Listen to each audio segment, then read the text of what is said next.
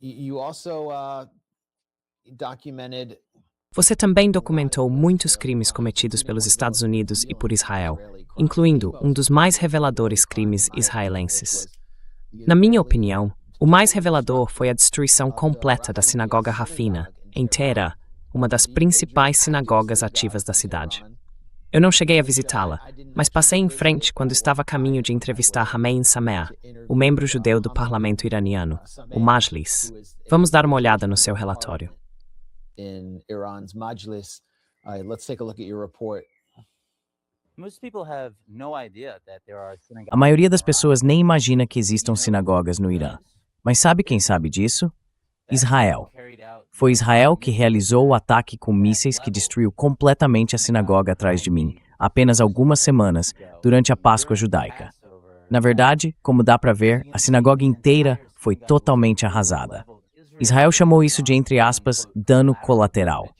Mas, na verdade, Israel tem um longo histórico de realizar ataques contra sinagogas. No começo dos anos 50, eles atacaram várias sinagogas no Iraque, como parte de uma operação da inteligência israelense, que tinha o objetivo de forçar a comunidade judaica local a se mudar para Israel. E deu certo. Então, beyond their wildest imaginations, over 90% of the local Jewish population decided to move. Perhaps that is exactly what's at play today with the Israeli government's decision to carry out these strikes here. Iran, to this day, has the second largest Jewish population in the Middle East after Israel. There's very little doubt that Israel would like for that to change. Most people. So, you're suggesting. Você está sugerindo que Israel fez isso de propósito para forçar a saída total da população judaica do Irã? Essa também seria a minha interpretação, levando em conta a história de Israel. Mas você chegou a conversar com algum iraniano que também viu dessa forma?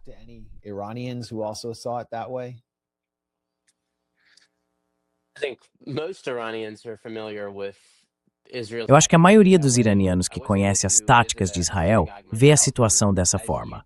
Eu mesmo pude visitar uma sinagoga e, assim como você, vi que os iranianos judeus conseguem participar da vida espiritual deles de forma livre, sem nenhum tipo de coerção, mesmo em tempos de guerra. Então, quer dizer, você provavelmente pode falar disso até melhor do que eu, sobre como está a vida judaica no Irã.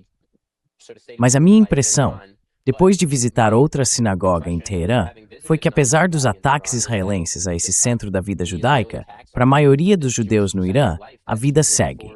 Eles não se curvam, continuam tocando suas vidas e continuam praticando sua fé em liberdade.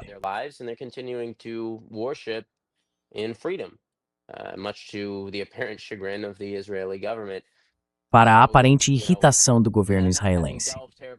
Então, olha, eu não cheguei a me aprofundar tanto, nem a participar das orações com eles como você fez, mas só de conversar e observar, parecia que as coisas estavam, digamos, normais, tão normais quanto podem ser em tempos de guerra. E isso me impressionou. Eu nunca tinha visto algo assim antes, e foi surpreendente. Mesmo sabendo que isso existe, ainda assim é surpreendente entrar numa sinagoga e ver todos os elementos do culto judaico acontecendo ali. A leitura dos rolos da Torá, por exemplo, foi um momento sagrado, compartilhado com a gente. Foi realmente marcante.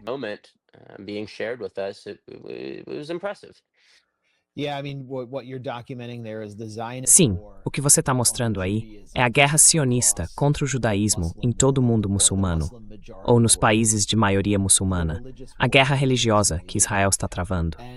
E o sionismo tem uma longa história de ataques contra judeus. Acho que pouca gente sabe disso.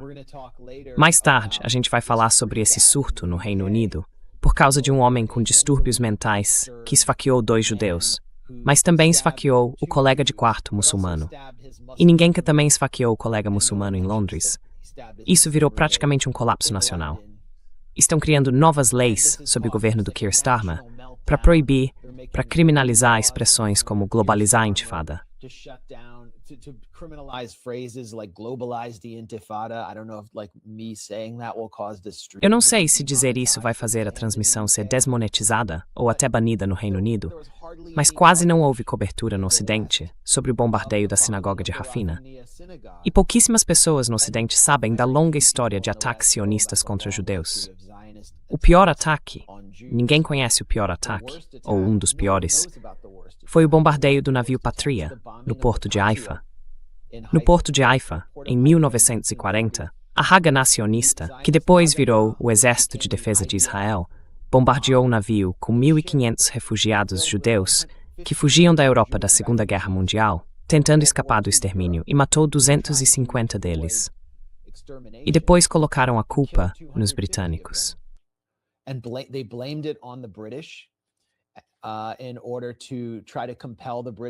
Para tentar forçar os britânicos a suspenderem a política do Livro Branco, que limitava a imigração judaica, porque diziam que era a colonização que causava o conflito na Palestina sob mandato, eles tentaram expulsar a população palestina nativa. E o crime acabou sendo revelado como uma operação da Haganah, uma ação de bandeira falsa, que eles tentaram atribuir aos britânicos para mudar a política do Reino Unido. 250 judeus foram mortos, e todos estão listados. Se você entrar no site do Museu Memorial do Holocausto, eles aparecem lá como vítimas do Holocausto. Impressionante. Então eu achei isso algo realmente importante. E o fato de você ter mencionado os atentados contra alvos judaicos em Bagdá, feitos pelo mesmo movimento sionista, na verdade já era Israel naquele momento. Pois é.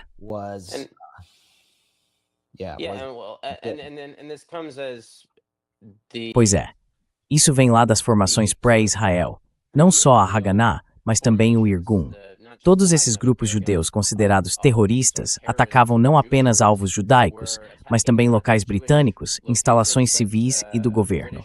A Operação Susana, por exemplo, não foi só no Iraque, mas também no Egito. Eles miravam instituições e instalações americanas. Basicamente, atacavam qualquer um que considerassem um obstáculo à criação de um Estado sionista. E foram recompensados por esses ataques terroristas horríveis com a criação de Israel, com o nascimento de uma nação sionista. Em vez de serem punidos, acabaram se tornando primeiros ministros e líderes desse Estado que nasceu do terrorismo.